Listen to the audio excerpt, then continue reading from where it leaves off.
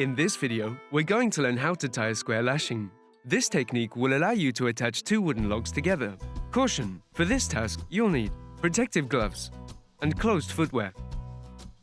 To tie a square lashing, you'll need a knife. You'll also need a wedge or block, which can be another log, two wooden logs, and 1.5 meters of string or 2 arm spans.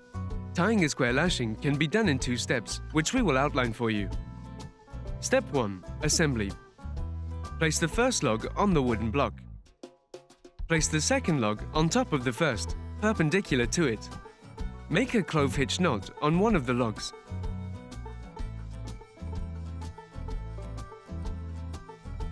Remember to leave around 20 centimeters allowance to finish off the knot. For more on this, check out our video on how to make a clove hitch knot. Place the string beneath the first log, then over the second. Pass the string back under the first log again. Maintain tension in the strings and make sure that they are wrapped around perpendicular to the logs.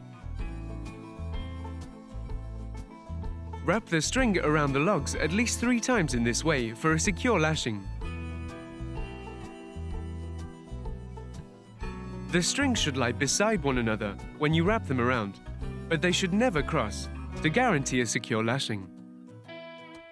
Step 2. Tying. Wrap the string around itself in between the 2 logs. Pull the string tightly.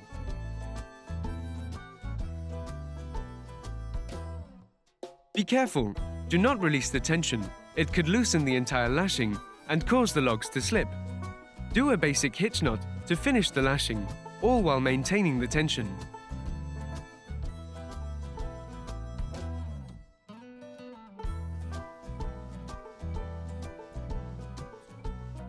With the remaining string, make a reef knot with the end of the clove hitch knot.